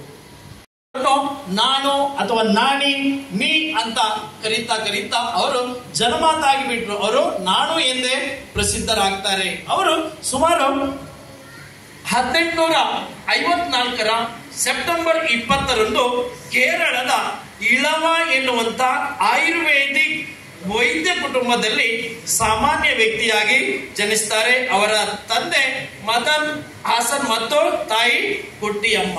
ಇಲ್ಲಿ ಆಯುರ್ವೇದ ಕುಟುಂಬ ಅಂತ ಹೇಳಿದ್ರೆ ನಮ್ಗೆಲ್ರಿಗೂ ಗೊತ್ತಿರುವ ಹಾಗೆ ನಾವು ಇವತ್ತು ಪ್ರಸ್ತುತದಲ್ಲಿ ನಮಗೆ ಅಲೋಪತಿ ಇದೆ, ಇಂಗ್ಲಿಷ್ ಮೆಡಿಸಿನ್ ಇದೆ, ನಮಗೆ ಹೋಮಿಯೋಪತಿ ಇದೆ, ಎಲ್ಲಾ ಔಷಧ ಇದು ಎಲ್ಲರ ತಾಯಿ ಆಯುರ್ವೇದ. ಈ ಆಯುರ್ವೇದ ಎನ್ನುವುದು ಕೇರಳದ ಮೂಲ ಅಂತ ಹೇಳಿದ್ರು ತಪ್ಪಾಗ್ಲಿಕ್ಕಿಲ್ಲ, ಜೊತೆಗೆ ಹಿಮಾಲಯದ ಮೂಲ ಅಂತ ಹೇಳಿದ್ರು ತಪ್ಪಾಗ್ಲಿಕ್ಕಿಲ್ಲ. ಇದು ಋಷಿಪುಂಗ ಅವರಿಂದ ಪ್ರಾರಂಭವಾದಂತಹ ಒಂದು ಔಷಧ ಪದ್ಧತಿ. ಈ ಆಯುರ್ವೇದ ಕುಟುಂಬದಲ್ಲಿ ಜನಿಸಿದಂತ ನಾರಾಯಣನ್ ಅವ್ರು ಏನ್ ಮಾಡ್ತಾರೆ, ಎಲ್ಲ ಈ ಕಸುಬುಗಳನ್ನು ನಾನು ಮೊದಲೇ ಹೇಳಿದ ಹಾಗೆ ಅಲ್ಲಿನ ನಮ್ಮ ಪ್ರಾಚೀನ ಕಾಲದಲ್ಲಿ ಅಥವಾ ಎಲ್ಲಿ ಪುರಾಣದಲ್ಲಿ ಏನಾಗುತ್ತದೆ, ಹುಟ್ಟುತ್ತಲೇ ನಮ್ಮ ಉದ್ಯೋಗ ಎನ್ನುವುದು ನಮ್ಮ ಬೆನ್ನಿಗೆ ಬಂದ್ಬಿಡ್ತದೆ, ನಾವು ಇದೇ ಕೆಲಸ ಮಾಡಬೇಕು, ಬೇರೆ ಕೆಲಸ ನಮಗೆ ಸಿಗೋದೇ ಇಲ್ಲ, ಅಲ್ಲಿ ಆಗೋದೇ ಇಲ್ಲ. ಅದೇ ರೀತಿಯಲ್ಲಿ ಈ ನಾರಾಯಣನ್ ಕುಟುಂಬ ಕೂಡ ಆಯುರ್ವೇದ ಔಷಧ ಕೊಡುವಂತ ಒಂದು ಸಾಮಾನ್ಯ ಕುಟುಂಬ. ಇಳವ ಎನ್ನುವಂತ ಒಂದು ಸಂಸ್ಕೃತಿ ಅಥವಾ ಜನಾಂಗದವರ ಒಂದು ಕುಟುಂಬ. ಅವರ ಕುಲಕಸುಬೆ ಆಯುರ್ವೇದದ ಔಷಧವನ್ನು ನೋಡಿ. ಎಂತ ಕಾಯಿಲೆಗಳು ಕೂಡ ಬರಲಿ, ಇವತ್ತಿನ ಕ್ಯಾನ್ಸರ್ ಮತ್ತಿತರ ಅತ್ಯಂತ ಮಾರಕ ಕಾಯಿಲೆಗಳು, ಸಿಡುಬು ರೋಗ ಅಂತ ನಾವು ಮೊದಲು ಕೇಳ್ತಿದ್ವಿ, ಕಾಲರ, ಸಿಡುಬು ಮತ್ತಿತ್ಯಾದಿ ಚರ್ಮ ವ್ಯಾಧಿಗಳು ಸಂಪೂರ್ಣವಾಗಿ ಇವತ್ತಿಗೂ ಕೂಡ ಅದು ಅಲ್ಲಿ ವ್ಯಾಧಿಯಿಂದ ಮುಕ್ತರಾಗುವುದು ಈ ಆಯುರ್ವೇದದಿಂದನೇ. ಇದು ನಮ್ಮೆಲ್ಲರ ಹೆಮ್ಮೆ. ಅದೇ ರೀತಿ ಈ ಆಯುರ್ವೇದ ಕುಟುಂಬದಲ್ಲಿ ಜನಿಸಿದ ನಾರಾಯಣ್ ಅವರು ತಂದೆ ತಾಯಿಯರಂತೆ ಆಯುರ್ವೇದ ಕಲೆಯನ್ನು ಕಲಿತುಕೊಳ್ಳುತ್ತಾರೆ. ಆದ್ರೂ ಕೂಡ ಅವರೊಬ್ಬರು ಅಲ್ಲಿ ನಮ್ಮ ದೇವಾಂಶ ಸಂಭೂತ ನಾವು ಹೇಳಿದಾಗೆ ಶ್ರೀಕೃಷ್ಣನ ಮತ್ತೊಂದು ಜನ್ಮ ಎನ್ನುವಂತೆ ಜನ್ಮ ತಾಳಿದಂತ ನಾರಾಯಣನವರು ಅವರ ಶಿಕ್ಷಣವನ್ನು ಕೇವಲ ಆಯುರ್ವೇದಕ್ಕೆ ಅಲ್ಲಿ ಅವರು ಸಮರ್ಪಣೆಗೊಳ್ಳಿಲ್ಲ. ನಂತರದಲ್ಲಿ ಅವರು ಮುಂದುವರಿದು ಸಾಮಾನ್ಯ ಅವರು ಆಯುರ್ವೇದ ಶಿಕ್ಷಣದ ಜೊತೆ ಅಲ್ಲಿ ತಿರುವಾಂಕೂರಿನ ವಿದ್ವಾಂಸರಾದ ರಾಮನ್ ಪಿಳ್ಳೈ ಹಾಸನ್ ಅವರಿಂದ ಸಂಸ್ಕೃತ ಉಪನಿಷತ್, ಸಂಸ್ಕೃತ ಸಾಹಿತ್ಯ ಮತ್ತು ತಾರ್ಕಿಕ ವಾಕ್ಚಾತುರ್ಯವನ್ನು ಕರಗತಗೊಳಿಸಿಕೊಳ್ತಾರೆ. ಆಯುರ್ವೇದ ಮೂಲಕಸು ಜೊತೆಗೆ ಅವರು ಸಂಸ್ಕೃತ ಸಾಹಿತ್ಯ ಮತ್ತು ತಾರ್ಕಿಕ ವಾಕ್ಚಾತುರ್ಯವನ್ನು ಬಳಸಿಕೊಂಡಂತ ನಾರಾಯಣನವರು ತಮ್ಮ ಊರಿಗೆ ಮರಳುತ್ತಾರೆ. ಅಲ್ಲಿ ಒಂದು ಸಾಮಾನ್ಯ ಹಳ್ಳಿಯಿಂದ ಅವರು ತಿರುವಾಂಕೂರಿಗೆ ಹೋಗಿ ತಿರುವಾಂಕೂರಿನಲ್ಲಿ ರಾಮನ್ ಪಿಳ್ಳೈ ಅವರಿಂದ ಸಂಸ್ಕೃತ ಸಾಹಿತ್ಯ ಮತ್ತು ವಾಕ್ಚಾತುರ್ಯ, ಉಪನಿಷತ್, ವೇದಗಳನ್ನು ಅಧ್ಯಯನ ಮಾಡಿ ತನ್ನ ಹಳ್ಳಿಗೆ ಹಿಂದಿರುಗಿಸ್ತಾರೆ. ಅಲ್ಲಿಂದಲೇ ಅವರ ಪ್ರಮುಖವಾದಂತಹ ಇನ್ನೊಂದು ಸಾಮಾಜಿಕ ಕೈಂಕರ್ಯ ಪ್ರಾರಂಭವಾಗ್ತದೆ. ಯಾಕಂತ ಹೇಳಿದ್ರೆ ಅಲ್ಲಿ ಶಿಕ್ಷಣ ಎನ್ನುವುದು ಸಂಪೂರ್ಣವಾಗಿ ವರ್ಗದ ಜನರಿಗೆ ವಂಚಿತವಾಗಿತ್ತು. ಅಲ್ಲಿ ನಾನು ಮೊದಲ ಹೇಳಿದಾಗೆ ಉದ್ಯೋಗ, ಶಿಕ್ಷಣ, ಉಡುಗೆ ತೊಡುಗೆ, ಆಚಾರ ವಿಚಾರ ಎಲ್ಲವೂ ಕೂಡ ನಿರ್ಧಾರವಾಗುವುದು ಯಾವುದರಿಂದ? ಜಾತಿಯಿಂದ ಅಥವಾ ಸಮುದಾಯದಿಂದ. ಹೀಗೆ ನಾರಾಯಣನವರು 1881ರಲ್ಲಿ 1854ರಲ್ಲಿ ಅವರ ಜನನ, ನಂತರದಲ್ಲಿ ಸಂಸ್ಕೃತ ವಿದ್ವಾಂಸರಾಗ್ತಾರೆ. 1881ರಲ್ಲಿ ತಿರುವಾಂಕೂರಿನಿಂದ ತಮ್ಮ ಹಳ್ಳಿಗೆ ನಿರ್ಗಮಿಸಿದಂತ ನಾರಾಯಣನವರು ಮೊಟ್ಟ ಮೊದಲ ಅವರ ಕೈಂಕರ್ಯ ಅಂತ ಹೇಳಿದ್ರೆ ಒಂದು ಶಾಲೆಯನ್ನು ನಿರ್ಮಾಣ ಮಾಡ್ತಾರೆ. ಈ ಶಾಲೆಯನ್ನು ನಿರ್ಮಾಣ ಮಾಡೋದು ಅಂತ ಹೇಳಿದ್ರೆ ಇವತ್ತಿನ ಈ ಸನ್ನಿವೇಶದಲ್ಲಿ ಶಾಲೆ ನಿರ್ಮಾಣ ಅಂತ ಹೇಳಿದ್ರೆ ಒಂದು ಕಟ್ಟಡ ಆಗ್ಬೇಕು, ಶಿಕ್ಷಕರು ಬರಬೇಕು, ತುಂಬಾ ಇನ್ಫ್ರಾಸ್ಟ್ರಕ್ಚರ್ ಬೇಕು. ಅಲ್ಲಿ ಅವಾಗ ಅಂತ ಸ್ಥಿತಿ ಏನೂ ಇರಲಿಲ್ಲ. 19ನೇ ಶತಮಾನದ ಮೊದಲ ಅರ್ಧದಲ್ಲಿ ಮನೆಯ ಮೊದಲ ಪಾಠಶಾಲೆ, ಜನನಿ ತಾನೇ ಮೊದಲ ಗುರು ಅಂತ ಹೇಳಿದ ಹಾಗೆ ಒಂದು ಮನೆಯ ಚಾವಡಿಯೇ ಅವರ ಶಾಲೆಯಾಗಿತ್ತು. ಶಾಲೆ ಅಂತ ಪ್ರಾರಂಭವಾದಾಗ ಸಮಾಜದ ಎಲ್ಲಾ ವರ್ಗದ ಜನರು ಶಾಲೆಗೆ ಬರ್ಲಿಕ್ಕೆ ಸಾಧ್ಯತೆ ಇದೆ. ಇವತ್ತು ಒಂದು ಶಾಲೆ ಪ್ರಾರಂಭವಾಗಿದೆ ಅಂತ ಹೇಳಿದ್ರೆ ಜಾತಿ ಭೇದ ಮತ ಪಂಥಗಳನ್ನು ಮರೆತು ನಾವೆಲ್ಲ ತಾಮುಂದು ಅಂತೇಳಿ ಅಡ್ಮಿಷನ್ ಮಾಡ್ತೀವಿ. ಅಲ್ಲಿ ಆ ಪರಿಸ್ಥಿತಿ ಇರಲಿಲ್ಲ. ಶಾಲೆ ಅಂತ ಹೇಳಿದ್ರೆ ಇಂಥವರು ಮಾತ್ರ ಶಾಲೆಗೆ ಹೋಗ್ಬೇಕೆನ್ನುವುದು ಅಲ್ಲಿ ಮೊದಲೇ ಲಿಖಿತವಾಗಿರ್ತದೆ. ಅಂತ ಪರಿಸ್ಥಿತಿಯಲ್ಲಿ ನಾರಾಯಣ ಅವರು ಆಯ್ಕೆ ಮಾಡಿಕೊಂಡ ವಿದ್ಯಾರ್ಥಿಗಳಂತ ಹೇಳಿದ್ರೆ ಸಮಾಜದ ಅತ್ಯಂತ ಕೆಳ ಸ್ತರದಲ್ಲಿ ಎಲ್ಲ ಅವಕಾಶಗಳಿಂದ ವಂಚಿತರಾದ ವಿದ್ಯಾರ್ಥಿಗಳನ್ನು ಆಯ್ಕೆ ಮಾಡಿಕೊಂಡು ಅವರಿಗೆ ಶಿಕ್ಷಣದ ಮಹತ್ವವನ್ನು ಸಾರಲಿಕ್ಕೆ ಪ್ರಯತ್ನ ಮಾಡ್ತಾರೆ. ಇದೊಂದು ಸಣ್ಣ ಪ್ರಯತ್ನ ಅಷ್ಟೇ. ಈ ಪ್ರಯತ್ನ ಅವರಿಗೆ ಜನಮನ್ನಣೆ ಕೊಡಲಿಲ್ಲ, ಜನರ ವಿರೋಧಕ್ಕೆ ಕಾರಣವಾಯಿತು. ಯಾಕಂತ ಹೇಳಿದ್ರೆ ಅಲ್ಲಿ ಜನರು ಬಯಸುವುದು ಬೇರೆ, ಅಲ್ಲಿ ಸಾಮಾಜಿಕ ಸ್ತರ ವಿನ್ಯಾಸ ಜನರಿಗೆ ಇನ್ನೂ ಕೂಡ ಬೇಕು. ಜಿಲ್ಲಾಧಿಕಾರಿಯವರು, ಅಪರ ಜಿಲ್ಲಾಧಿಕಾರಿ ಇವತ್ತಿಗೂ ಕೂಡ ಇದೆ. ಇನ್ನು ಹೆಚ್ಚಿನ ಕಡೆ ಹಳ್ಳಿಗಳಲ್ಲಿ ಇವತ್ತು ಕೂಡ ನಾವು ಕಾಣ್ತಾ ಇದ್ದೀವಿ. ಇದೆಲ್ಲ ನಮ್ಮೆಲ್ಲರ ದೌರ್ಭಾಗ್ಯ ಅಂತ ನಾವು ಹೇಳ್ಬೋದು. ನಾವೆಲ್ಲರೂ ಶಿಕ್ಷಿತರು ಮಾತ್ರ ಅಲ್ಲ, ಆದ್ರೂ ಕೂಡ ನಾವು ಇದನ್ನ ಆಚರಣೆ ಮಾಡ್ತಾ ಇದ್ದೀವಿ. ಅದೇ ರೀತಿ ನಾರಾಯಣನವರು ತೆರೆದಂತ ಶಾಲೆಗೆ ಮಕ್ಕಳು ಹೇಗೆ ಒಂದೊಂದು ಬರ್ತಾ ಪ್ರಾರಂಭವಾಯಿತು, ಅಲ್ಲಿಂದನೇ ನಾರಾಯಣನವರ ವಿರೋಧವನ್ನು ಎದುರಿಸಬೇಕಾಯಿತು. ಯಾವ ರೀತಿ ವಿರೋಧಗಳು? ಪ್ರತಿಯೊಬ್ಬರು ಪ್ರಶ್ನೆ ಮಾಡ್ತಾರೆ, ನಿಮಗೆ ಮಕ್ಕಳಿಗೆ ಬೋಧನೆ ಮಾಡಲಿಕ್ಕೆ ಅವಕಾಶ ಮಾಡಿಕೊಟ್ಟವರು ಯಾರು? ನೀವು ಸಮಾಜವನ್ನು ತಿನ್ನಲಿಕ್ಕೆ ನಿಮಗೆ ಯಾವ ಅರ್ಹತೆ ಇದೆ? ಯಾಕಂತ ಹೇಳಿದ್ರೆ ನಾರಾಯಣನವರು ಹುಟ್ಟಿದ್ದು ಕೂಡ ಇಳವ ಅಥವಾ ಇಜವ ಎನ್ನುವಂತ ಮಧ್ಯಮ ಕೆಳವರ್ಗದ ಕುಟುಂಬ. ಈ ಮಧ್ಯಮ ಕೆಳವರ್ಗದ ಕುಟುಂಬ ಕೂಡ ಹಲವಾರು ಸಾಮಾಜಿಕ ಅವಕಾಶಗಳಿಂದ ವಂಚಿತರಾಗಿವೆ. ಅಂತ ಒಬ್ಬ ವ್ಯಕ್ತಿ ಮಕ್ಕಳನ್ನು ತಿನ್ನಲಿಕ್ಕೆ ಸಾಧ್ಯವೇ? ಸಮಾಜವನ್ನು ತಿನ್ನಲಿಕ್ಕೆ ಸಾಧ್ಯವೇ? ನಿಮಗೆ ಅರ್ಹತೆ ಇದೆ? ಹೀಗೆ ಹಲವಾರು ಪ್ರಶ್ನೆಗಳು ಉಗಮವಾದವು ಅಥವಾ ಅವರ ಮುಂದೆ ಒಂದರ ಮೇಲೊಂದೇ ಬಂದು ಬೀಳಲಿಕ್ಕೆ ಪ್ರಾರಂಭವಾದವು. ಇದರಿಂದ ಮನನೊಂದಂತ ನಾರಾಯಣನವರು ಇಲ್ಲೇನೋ ಇದೆ, ಸಮಾಜ ಸರಿಯಾದ ದಾರಿಯಲ್ಲಿ ಸಾಗ್ತಾ ಇಲ್ಲ, ಈ ಸಮಾಜದಲ್ಲಿ ಹಲವಾರು ನ್ಯೂನ್ಯತೆಗಳಿವೆ, ಇದು ಇಲ್ಲಿಗೆ ಮಾತ್ರ ಸೀಮಿತವೇ, ನಮ್ಮ ವ್ಯಾಪ್ತಿಗೆ ಕೇರಳಕ್ಕೆ ಮಾತ್ರ ಸೀಮಿತವೇ ಎನ್ನುವುದು ಅವರಿಗೆ ಪ್ರಶ್ನೆ ಉಗಮವಾಯಿತು. ನಂತರದಲ್ಲಿ ಅವರ ಇನ್ನಿತರ ಕೆಲವು ಶಿಷ್ಯರನ್ನು ಈ ಶಿಕ್ಷಣ ವ್ಯವಸ್ಥೆಗೆ ಬಿಟ್ಟು ನಾರಾಯಣನವರು ದೇಶ ಸಂಚಾರವನ್ನು ಕೈಗೊಳ್ಳುತ್ತಾರೆ. ಕೇರಳ, ತಮಿಳುನಾಡು, ಶ್ರೀಲಂಕಾ ಮತ್ತಿತ್ಯಾದಿ ದೇಶ, ರಾಜ್ಯ, ನಗರ ಪ್ರದೇಶಗಳನ್ನು ಸುತ್ತಲಿಕ್ಕೆ ಪ್ರಾರಂಭಿಸಿದ್ರು. ಎಲ್ಲಿ ಸುತ್ತಿದ್ರು ಕೂಡ ಅವರ ಕಣ್ಣಿಗೆ ಕಾಣುವುದು ಒಂದೇ, ಸಾಮಾಜಿಕ ಅನಿಷ್ಟಗಳು ಜೊತೆಗೆ ಸಾಮಾಜಿಕ ಸ್ತರ ವಿನ್ಯಾಸಗಳು. ಇದು ನಮಗೆ ಶಾಪವೇ ಅಥವಾ ಸಮಾಜಕ್ಕೆ ಶಾಪವೇ ಎನ್ನುವಂತಹ ಪ್ರಶ್ನೆಯ ಬೆನ್ನಟ್ಟಿದ ನಾರಾಯಣನವರು ಇದಕ್ಕೆಲ್ಲ ಒಂದು ಪರಿಸ್ಥಿತಿ ಅಥವಾ ಕೊನೆಗಾಣಿಸಬೇಕೆನ್ನುವಂತ ನಿಟ್ಟಿನಲ್ಲಿ ತ್ಯಜಿಸ್ತಾರೆ. ಕುಟುಂಬವನ್ನೇ ಅಥವಾ ಕೌಟುಂಬಿಕ ಅಥವಾ ಸಂಸಾರವನ್ನೇ ತ್ಯಜಿಸಿ ನೇರವಾಗಿ ಅವರು ತಪಸ್ಸಿಗೆ ಕೊಳ್ತಾರೆ. ಈಗ 1888ರಲ್ಲಿ ಅವರು ನೇಯರ್ ನದಿಯ ಬಳಿಯಲ್ಲಿರುವಂತಹ ಒಂದು ಗುಹೆಯಲ್ಲಿ ತಪಸ್ಸಿಗೆ ಕೊಡ್ತಾರೆ. 1888ರವರೆಗೆ ನಾರಾಯಣನವರೇ ಅಥವಾ ನಾನು ಹಾಗೆಯೇ ಇದ್ದಂತ ನಾರಾಯಣನವರು 1888ರಲ್ಲಿ ನೇಯರ್ ನದಿಯ ಬಳಿ ಇರುವಂತಹ ಒಂದು ಗುಹೆಯಲ್ಲಿ ತಪಸ್ಸಿಗೆ ಕೊಡ್ತಾರೆ. ತಪಸ್ಸಿಗೆ ಕುಳಿತುಕೊಳ್ಳೋದು ಅಂತ ಹೇಳಿದ್ರೆ ಇದೊಂದು ಸಾಮಾನ್ಯ ವಿದ್ಯೆನೂ ಅಲ್ಲ, ಸಾಮಾನ್ಯ ಕೆಲಸನೂ ಅಲ್ಲ. ಇದು ದೇಹವನ್ನು ದಂಡಿಸುವುದು. ದೇಹವನ್ನು ದಂಡಿಸಿದ್ರೆ ಆಗುವಂತ ಪ್ರಯೋಜನಗಳು ಇಲ್ಲ. ಇದೆಲ್ಲ ಜ್ಞಾನೋದಯಕ್ಕೆ ಇರುವಂತ ಮಾರ್ಗಗಳು. ನಾವು ಎಷ್ಟೇ ಓದಿದ್ರು ಕೂಡ, ಎಷ್ಟೇ ಒಳ್ಳೆ ಕೆಲಸ ಮಾಡಿದ್ರು ಕೂಡ ನಮ್ಮನ್ನು ತಾವು ಅರಿತುಕೊಳ್ಳುವುದು ಜ್ಞಾನೋದಯದಿಂದ. ನಿಮ್ಗೆಲ್ಲರಿಗೂ ಗೊತ್ತಿರೋ ಹಾಗೆ ಗೌತಮ ಬುದ್ಧ ಗೊತ್ತಿರಬಹುದು. ಈ ಗೌತಮ ಬುದ್ಧ, ವರ್ಧಮಾನ ಮಹಾವೀರ ಜೊತೆಗೆ ಅನೇಕ ನಮ್ಮ ಋಷಿ ಪುಂಗವರು ಕೂಡ ತಪಸ್ಸನ್ನು ಮಾಡಿ ತನ್ನನ್ನು ತಾನು ಅರಿತುಕೊಂಡಂತ ಅಥವಾ ಅಲ್ಲಿ ಜ್ಞಾನಿಯಾದವರ ಒಂದು ಸನ್ನಿವೇಶ ನಮ್ಮ ಮುಂದೆ ಇದೆ. ಅದೇ ನೇಯರ್ ನದಿಯ ದಡದಲ್ಲಿರುವಂತ ಗುಹೆಯಲ್ಲಿ ತಪಸ್ಸು ಮಾಡ್ತಾ ಇರುವಾಗ ಅಲ್ಲಿನ ಊರಿನ ಜನರೆಲ್ಲ ಅಲ್ಲಿ ಒಬ್ಬ ಅಪರೂಪದ ವ್ಯಕ್ತಿಯ ದರ್ಶನ ಆಗ್ತದೆ, ಅವರೇ ನಾರಾಯಣ. ಜೊತೆಗೆ ಅಂಥದ್ದೇ ಒಂದು ಸನ್ನಿವೇಶದಲ್ಲಿ ನಡೆದಂತ ಒಂದು ಪವಾಡ. ಈ ನೇಯರ್ ನದಿ ಎನ್ನುವುದು ಈಗಲೂ ಕೂಡ ಹರಿತಿರುವಂತ ನೇಯರ್ ನದಿ ಸಾಮಾನ್ಯವಾದಂತ ನದಿಯಲ್ಲ, ಇದೊಂದು ಭಯಂಕರವಾದ ಸುಳಿಯನ್ನು ಒಳಗೊಂಡಿರುವಂತ ನದಿ. ಅದೇ ಸಂದರ್ಭದಲ್ಲಿ ನಾರಾಯಣನವರು ಭಯಂಕರವಾದಂತ ನೇಯರ್ ನದಿಯ ಸುಳಿಯಲ್ಲಿ ಧುಮುಕಿ ಒಂದು ಲಿಂಗವನ್ನು ಆರಿಸಿ ತರ್ತಾರೆ. ತಮಗೆಲ್ಲರಿಗೂ ಹಿರಿಯರಿಗೆ ಗೊತ್ತಿದೆ, ಅಲ್ಲಿ ನಮ್ಮ ಅಗಸ್ತ್ಯರು ತಪಸ್ಸು ಮಾಡಿ ಅಲ್ಲಿ ಪೂಜಿಸಿದಂತ ಒಂದು ಬಂಡೆಯನ್ನು ಅವರು ನದಿಯಲ್ಲೂ ಎಸೆದಿದ್ದಾರೆ ಎನ್ನುವುದು ಪುರಾಣದಲ್ಲಿ ಬಂದಿರುವಂತಹ ಕೆಲವೊಂದು ವಾಡಿಕೆ, ಅಲ್ಲಿ ಇಲ್ಲಿ ಕೇಳಿದಂತ ವಿಚಾರ ಕೂಡ ಇದೆ. ಅದೇ ರೀತಿಯಲ್ಲಿ ಈ ನೇಯರ್ ನದಿಯಲ್ಲಿ ಸಿಕ್ಕಿದಂತ ಒಂದು ಬಂಡೆಯನ್ನು ಅವರು ಮೇಲಕ್ಕೆತ್ತಿ ಅದನ್ನು ಶುಚಿಗೊಳಿಸ್ತಾರೆ.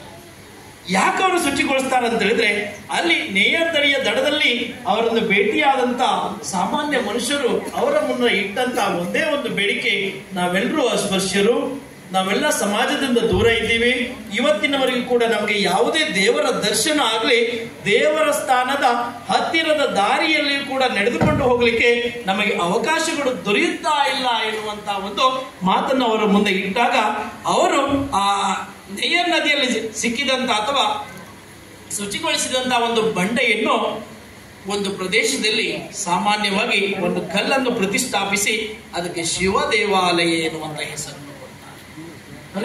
ಶಿವ ದೇವಾಲಯ ಸ್ಥಾಪನೆ ಆಯಿತು. ಇದರ ಪೂಜೆಯನ್ನು ಯಾರು ಮಾಡಬೇಕು ಮತ್ತು ಇದರ ದರ್ಶನದ ಭಾಗ್ಯ ಯಾರಿಗೆಲ್ಲ ಇದೆ? ಅಲ್ಲಿ ನಾರಾಯಣ ಅವರು ಏನ್ ಹೇಳ್ತಾರೆ, ಇದು ಶಿವ ದೇವಾಲಯ ಅಂತ ಹೇಳಿದ್ರೆ ಸಾಮಾಜಿಕವಾಗಿ ಎಲ್ಲರೂ ಪೂಜಿಸಬಹುದು, ಜೊತೆಗೆ ಎಲ್ಲರೂ ಅದನ್ನ ಏನ್ ಮಾಡಬಹುದು, ದರ್ಶನ ಪಡಿಬಹುದು. ಅಲ್ಲೇ ಹುಟ್ಟುಕೊಂಡಂತ ಮತ್ತೊಂದು ಮಹಾನ್ ಸಮಸ್ಯೆ ಅಂತ ಹೇಳಿದ್ರೆ, ನಾನು ಈ ಮೊದಲೇ ಹೇಳಿದಾಗೆ ಸ್ತರ ವಿನ್ಯಾಸ, ಬ್ರಾಹ್ಮಣ, ಕ್ಷತ್ರಿಯ, ವೈಶ್ಯ, ಶೂದ್ರ ಎನ್ನುವಂತ ಅಲ್ಲಿ ಸ್ತರ ವಿನ್ಯಾಸ ಏನಿದೆ, ಮೇಲ್ವರ್ಗ ಯಾರು ಪೂಜಾ ಕೈಂಕರ್ಯವನ್ನು ಕೈಗೊಳ್ಳಬೇಕು ಅದೇ ಬ್ರಾಹ್ಮಣ ವರ್ಗ. ಅಲ್ಲಿ ಅವರ ಕಟ್ಟುನಿಟ್ಟಿನ ವಿರೋಧಕ್ಕೆ ಈ ನಾರಾಯಣನವರು ಗುರಿಯಾಗ್ತಾರೆ.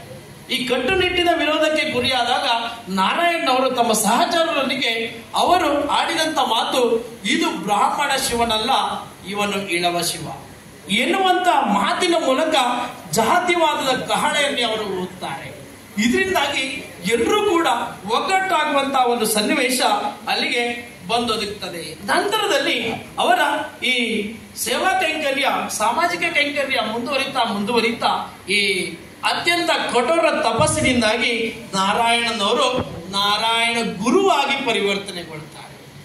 ಮೊದಲು ನಾರಾಯಣ, ನಂತರ ತಪಸ್ಸಿನ ಮೂಲಕ, ಪವಾಡದ ಮೂಲಕ ಏನಾಗ್ತಾರೆ ಅಂತ ಹೇಳಿದ್ರೆ ನಾರಾಯಣ ಗುರುವಾಗಿ ಅವರು ಪರಿವರ್ತನೆಗೊಳ್ತಾರೆ. ನಾರಾಯಣ ಗುರುವಾಗಿ ಪರಿವರ್ತನೆಗೊಂಡಾಗ ಮೊಟ್ಟ ಮೊದಲ ಬಾರಿಗೆ ಅವರ ಅನೇಕ ಶಿಷ್ಯರೊಂದಿಗೆ, ಉದಾಹರಣೆಗೆ ಡಾಕ್ಟರ್ ಪದ್ಮನಾಭನ್ ಆಸನ್ ಪಲ್ಪು ಮತ್ತು ಕುಮಾರ್ ಆಸನ್ ಅವರ ಒಂದು ಸಹಯೋಗದೊಂದಿಗೆ 1903 ಮೇ 15ರಂದು ಶ್ರೀ ನಾರಾಯಣ ಧರ್ಮ ಪರಿಪಾಲನಾ ಯೋಗ ಎನ್ನುವಂತ ಒಂದು ಸಂಸ್ಥೆಯನ್ನು ಹುಟ್ಟು ಹಾಕ್ತಾರೆ, ಸಂಘಟನೆ. ಈಗಿನ ಕಾಲದಲ್ಲಿ ನಾವು ಏನ್ ಮಾಡ್ತಾ ಇದ್ದೀವಿ, ಅದು ಅವರು ಸಮಾಜದಲ್ಲಿ ತಪಸ್ಸು ಮಾಡಿ ಅವರು ಗುರುವಾಗಿ ಪರಿವರ್ತನೆಯಾಗಿ ತಿರ್ಲಿಕ್ಕೆ ಏನಾದ್ರೂ, ಇವತ್ತಿನ ಕಾಲಮಾನ ಕೂಡ ಹಾಗೆ, ರಸ್ತೆಯಲ್ಲಿ ಏನಾದ್ರೂ ಒಂದು ಅನಾಚಾರಗಳು ನಡೆದ್ರೆ ನಾನು ಹೋಗಿ ಅದನ್ನು ವಿಚಾರಿಸಿದ್ರೆ ನೀನ್ ಯಾರು ಅಂತ ಕೇಳ್ತಾರೆ.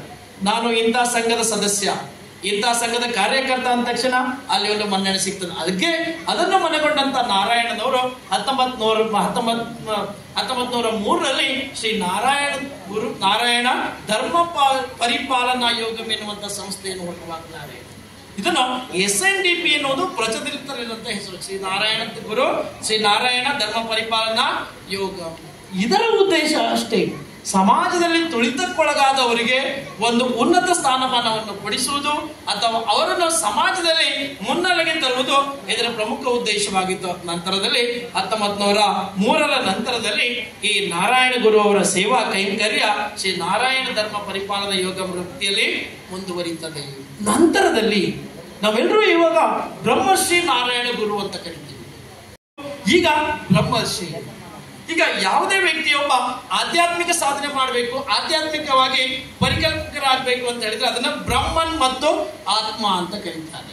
ಬ್ರಹ್ಮಾತ್ಮ ಅಂದ್ರೆ ನಾವು ದೇವರಲ್ಲಿ ಲೀನರಾಗುವುದು. ನಮಗೆ ಯಾವುದೇ ಕೆಟ್ಟ ವಿಚಾರಗಳು ಬರದೇ ಇರಬಹುದು. ನಮ್ಮ ದೃಷ್ಟಿ ಒಂದೇ, ಕುದುರೆಗೆ ಲಾಳ ಕಟ್ಟಿ ಬಿಟ್ರೆ ಯಾವುದೇ ಒಂದಿಂಚು ಕೂಡ ಆ ಕಡೆ ಈ ಕಡೆ ಅದು ಹಿಗ್ಗದೆ ಬಗ್ಗದ ಜಗ್ಗದೆ ನಡೆಯುತ್ತದೆಯೋ, ನಾನು ಅದನ್ನೇ, ನನಗೆ ಯಾವುದೇ ಆಸೆ ಆಕಾಂಕ್ಷೆಗಳಿಲ್ಲದೆ ಜೀವನವನ್ನು ನಡೆಸುವುದು. ಆದರೆ ನಾರಾಯಣ ಗುರು ಅವರು ಆಧ್ಯಾತ್ಮಿಕ ಪರಿಕಲ್ಪನೆ ಮೂಲಕ ಆಧ್ಯಾತ್ಮಿಕ ಗುರುವಾಗಿ ಮಾರ್ಪಟ್ಟರೂ ಕೂಡ ಅವರು ಸಾಮಾಜಿಕ ಕೈಂಕರ್ಯದಲ್ಲಿ ಸಮಾಜವನ್ನು ತಿದ್ದುವ ಕೆಲಸವನ್ನು ಯಾವಾಗ ಅವರು ಮುಂದುವರಿಸಿಕೊಳ್ತಾರೆ, ಅದು ಅವರಿಗೆ ಬ್ರಹ್ಮಶ್ರೀ ಎನ್ನುವಂತ ಒಂದು ರೂಪವನ್ನು ಪಡೆದು, ಯಾಕಂದ್ರೆ ಸಾಕ್ಷಾತ್ ಬ್ರಹ್ಮನೇ ದರಗಿಳಿದು ಬಂದು ಸಮಾಜದಲ್ಲಿರುವಂತಹ ನ್ಯೂನತೆಗಳನ್ನು ತಿದ್ದುವಂತ ಕೈಂಕರ್ಯದಲ್ಲಿ ಅವನು ಪಾಲ್ಗೊಂಡಿದ್ದಾನೆ ಅಥವಾ ತನ್ನನ್ನು ತೊಡಗಿಸಿಕೊಂಡಿದ್ದಾನೆ ಎನ್ನುವಂತ ರೀತಿಯಲ್ಲಿ ಅವರು ಮುಂದುವರಿತು. ಅದಕ್ಕೆ ಅವರಿಗೆ ಬ್ರಹ್ಮಶ್ರೀ ಎನ್ನುವಂತ ಒಂದು ಮಾತು ಅಥವಾ ಬಿರುದು ಅಂತ ಹೇಳಿದ್ರು ಅಲ್ಲಿ ತಪ್ಪಾಗ್ಲಿಕ್ಕಿಲ್ಲ, ಅಥವಾ ಅಂಕಿತ ಅಂತ ಹೇಳಿದ್ರು ಕೂಡ ತಪ್ಪಾಗ್ಲಿಕ್ಕಿಲ್ಲ. ಇದಕ್ಕೆ ಹಲವಾರು ಐತಿಹ್ಯಗಳು ಬೇರೆ ಬೇರೆ ಇರ್ತದೆ, ಹಿರಿಯರಿಗೆ ಕೂಡ ಗೊತ್ತಿರ್ತದೆ. ಇದು ನಾನು ಓದಿರುವಂತ ಪುಸ್ತಕ, ನಾನು ತಿಳಿದಿರುವಂತ ಒಂದು ನಾಲೆಜ್ ಇರ್ಬೋದು, ಅಥವಾ ಇನ್ನಿತರ ವಿಚಾರಗಳು ಬೇರೆನೂ ಕೂಡ ಇರಬಹುದು. ಆದ್ರೆ ಇವರು ಬ್ರಹ್ಮಶ್ರೀ ಆಗ್ತಾರೆ. ಬ್ರಹ್ಮಶ್ರೀ ನಾರಾಯಣ ಗುರು ಅಂತ ಅವರು ಪ್ರಚಲಿತಕ್ಕೆ ಬರ್ತಾರೆ. ಮುಂದಿನ ಅವರ ನಡೆ ಅಂತ ಹೇಳಿದ್ರೆ ಸಮಾಜದ ಒಂದು ಅಲ್ಲಿ ತೊಡಕು, ಅವರ ಪ್ರಮುಖ ಧ್ಯೇಯ ವಾಕ್ಯವಾಗಿರುವಂತ ಒಂದೇ ಜಾತಿ, ಒಂದೇ ದೇವರು, ಒಂದೇ ಧರ್ಮ. ಇವತ್ತಿಗೂ ಕೂಡ ಬ್ರಹ್ಮಶ್ರೀ ನಾರಾಯಣ ಗುರು ಅಂತ ನಾವು ಯಾವುದೇ ನೆಟ್ ನಲ್ಲಿ ಸರ್ಚ್ ಮಾಡ್ಲಿಕ್ಕೆ ಪ್ರಾರಂಭ ಮಾಡಿದ್ರೆ ಕೆಳಗಡೆ ಬರುವಂತಹ ಒಂದು ಟ್ಯಾಗ್ ಲೈನ್ ಅದೇ, ಒಂದೇ ಜಾತಿ, ಒಂದೇ ದೇವರು, ಒಂದೇ ಧರ್ಮ. ಸಮಾಜದಲ್ಲಿ ಯಾವುದೇ ಜಾತಿ ಇಲ್ಲ, ಯಾವುದೇ ಧರ್ಮ ಇಲ್ಲ, ಯಾವುದೇ ರೀತಿಯಾದಂತಹ ತೊಡಕಿಲ್ಲ, ನಾವೆಲ್ಲರೂ ಒಂದೇ ಎನ್ನುವಂತ ಒಂದು ಧ್ಯೇಯ ವಾಕ್ಯವನ್ನು ಸಾರಿದ್ರು. ಜೊತೆಗೆ ಶಿಕ್ಷಣ, ಮೊದಲೇ ಹೇಳಿದಾಗೆ ಆಗಿನ ಕಾಲಮಾನದಲ್ಲಿ ಶಿಕ್ಷಣದಿಂದ ಸಂಪೂರ್ಣ ವಂಚಿತ. ಅದಕ್ಕಾಗಿ ಅವರು ಮುನ್ನಡೆ ಇಡ್ತಾರೆ, ವಿದ್ಯೆಯಿಂದ ಸ್ವತಂತ್ರರಾಗಿ ಸಂಘಟನೆಯಿಂದ ಬಲಯುತರಾಗಿ ಎನ್ನುತ್ತಾ ಶಿಕ್ಷಣ ಮತ್ತು ಸಂಘಟನೆ ಮಹತ್ವವನ್ನು ಜಗತ್ತಿಗೆ ಸಾರಿದರಲ್ಲದೆ ಸುಮಾರು 30ಕ್ಕೂ ಹೆಚ್ಚು ಈ ಕೆಳಸ್ಥಳದ ಒಳ ಪಂಗಡದ ಜನಾಂಗದವರನ್ನು ಅಥವಾ ಜನರನ್ನು ಒಟ್ಟುಗೂಡಿಸುವ ಕಾರ್ಯವನ್ನು 19ನೇ ಶತಮಾನದಲ್ಲಿ ಅವರು ಮಾಡಿದ್ರು ಅಂತ ಹೇಳಿದ್ರೆ ಇದು ತುಂಬಾ ಹೆಮ್ಮೆಯ ಸಂಗತಿಯಾಗಿದೆ. ಇವತ್ತು ನಾವು ಅವರು ನೆನೆತಾ ಇದ್ದೀವಿ ಅಂತ ಹೇಳಿದ್ರೆ ಅದು ನಿಮ್ಮೆಲ್ಲರ ಭಾಗ್ಯವೇ ಸರಿ. ಜೊತೆಗೆ ಮುಂದುವರಿದು ಸಮಾಜ ಆಯ್ತು, ಶಿಕ್ಷಣ ಆಯ್ತು, ಜಾತಿ ಆಯ್ತು, ದೇವಸ್ಥಾನ ಆಯ್ತು. ಪ್ರಮುಖವಾಗಿ ಆಗಿನ ಕಾಲದಲ್ಲಿ ವೈಕಂ ಸತ್ಯಾಗ್ರಹ ಎನ್ನುವಂತ ಸತ್ಯಾಗ್ರಹವನ್ನು ನಡೆಸ್ತಾರೆ ಅಂತ ಹೇಳಿದ್ರೆ ತಿರುವಾಂಕೂರಿನಲ್ಲಿರುವಂತಹ ಒಂದು ಶಿವ ದೇವಾಲಯ ಇವತ್ತು ಕೂಡ ಪ್ರಚಲಿತದಲ್ಲಿದೆ. ಆ ಶಿವ ದೇವಾಲಯದಲ್ಲಿ ಬ್ರಾಹ್ಮಣೇತರರನ್ನು ಸಂಪೂರ್ಣವಾಗಿ ನಿರ್ಬಂಧಿಸಲಾಗ್ತಾರೆ. ಅಲ್ಲಿ ಯಾರಿಗೂ ಕೂಡ ದೇವರ ದರ್ಶನಕ್ಕೆ ಅವಕಾಶ ಇರುವುದಿಲ್ಲ. ಅದನ್ನು ಮನಗಂಡಂತ ಈ ಬ್ರಹ್ಮಶ್ರೀ ನಾರಾಯಣ ಗುರು ಅವರು ಒಂದು ಸತ್ಯಾಗ್ರಹವನ್ನು ಮಾಡ್ತಾರೆ. ಅದೇ ವೈಕಂ ಸತ್ಯಾಗ್ರಹ ಅಂತ ಕರೀತಾರೆ. ವೈಕಂ ಎನ್ನುವುದು ಅಲ್ಲಿನ ಪ್ರದೇಶ, ಆ ಪ್ರದೇಶದಲ್ಲಿ ಅವರ ಸಹಚರರೊಂದಿಗೆ ಮಾಡಿದಂತ ಒಂದು ಸತ್ಯಾಗ್ರಹ. ತಮ್ಗೆಲ್ರಿಗೂ ಗೊತ್ತಿರುವಂತ ವಿಚಾರ. ಇಂಥ ಒಂದು ವೈಕಂ ಸತ್ಯಾಗ್ರಹದಲ್ಲಿ ಪಾಲ್ಗೊಂಡವರು ನಮ್ಮ ಹೆಮ್ಮೆಯ ರಾಷ್ಟ್ರಪಿತ ಶ್ರೀ ಮಹಾತ್ಮ ಗಾಂಧೀಜಿಯವರು. ಇದಕ್ಕೆ ನಮ್ಮ ಶ್ರೀ ನಾರಾಯಣ ಗುರುಗಳ ಹಿರಿಮೆಗೆ ಇದಕ್ಕಿಂತ ದೊಡ್ಡ ಉದಾಹರಣೆ ಬೇಕಾಗಿರುವುದಿಲ್ಲ. ಯಾಕಂದ್ರೆ ರಾಷ್ಟ್ರಪಿತ ನೆನೆಸಿಕೊಂಡವರೇ ಸ್ವತಃ ಅವರ ಒಂದು ವೈಕಂ ಸತ್ಯಾಗ್ರಹದಲ್ಲಿ ಪಾಲ್ಗೊಂಡು ಅಲ್ಲಿನ ಉಪದೇಶಗಳನ್ನು ಪಡೆದುಕೊಂಡಂತಹ ಒಂದು ಐತಿಹ್ಯ ನಮಗೆ ಸಿಗ್ತದೆ. ಜೊತೆಗೆ ನಂತರದಲ್ಲಿ ಈ ಸಮಾಜದಲ್ಲಿರುವಂತಹ ಹಲವಾರು ರೀತಿಯ ಅನಿಷ್ಟಗಳು, ವಿವಾಹ ಪದ್ಧತಿ ತಮಗೆಲ್ಲರಿಗೂ ಗೊತ್ತಿದೆ. ಆಗಿನ ಕಾಲದ ವಿವಾಹ ಪದ್ಧತಿ ಹೇಗಿತ್ತು, ಬಾಲ್ಯ ವಿವಾಹ ಇರ್ಬೋದು, ಮತ್ತು ವಿವಾಹೇತರವಾದಂತಹ ಹಲವಾರು ಕಟ್ಟುನಿಟ್ಟಿನ ಆಚರಣೆಗಳಿರ್ಬೋದು, ಮತ್ತು ಇನ್ನೊಂದು ಅತಿ ಅವಹೇಳನಕಾರಿಯಾದಂತಹ ಒಂದು ಸಂಗತಿ ಅಂತ ಹೇಳಿದ್ರೆ ಕೇರಳ ಅಥವಾ ದಕ್ಷಿಣ ಭಾರತದಲ್ಲಿ ಆಗಿನ ಕಾಲದಲ್ಲಿ ಕೆಳಸ್ತರದ ಇಜವ ಅಥವಾ ಇಳವ ಮತ್ತಿತರ ಕೆಳವರ್ಗದ ಸ್ತ್ರೀಯರು ಮೇಲ್ಜಾತಿಯ ಪುರುಷರು ಎದುರಾದಾಗ ಅವರ ಎದೆಯ ಮೇಲ್ಭಾಗವನ್ನು ಸೀರೆಯ ಮೂಲಕ ಮುಚ್ಚಿಕೊಳ್ಳುವಂತಿರಲಿಲ್ಲ. ಅವರು ಆ ಸೀರೆಯ ಮೂಲಕ ಮುಚ್ಚಿಕೊಳ್ಳದೆ ಆ ಬರುವಂತ ಅಲ್ಲಿ ಮೇಲ್ಜಾತಿಯ ಪುರುಷರಿಗೆ ಗೌರವವನ್ನು ಸಲ್ಲಿಸಬೇಕಾಗಿತ್ತು. ಇಂಥ ಒಂದು ಅನಿಷ್ಟ ಆಚರಣೆಗಳನ್ನು ನೇರವಾಗಿ ಬ್ರಹ್ಮಶ್ರೀ ನಾರಾಯಣ ಗುರು ಅವರು ತಡೆದು ಸಮಾಜಕ್ಕೆ ಮಾದರಿಯಾದರು.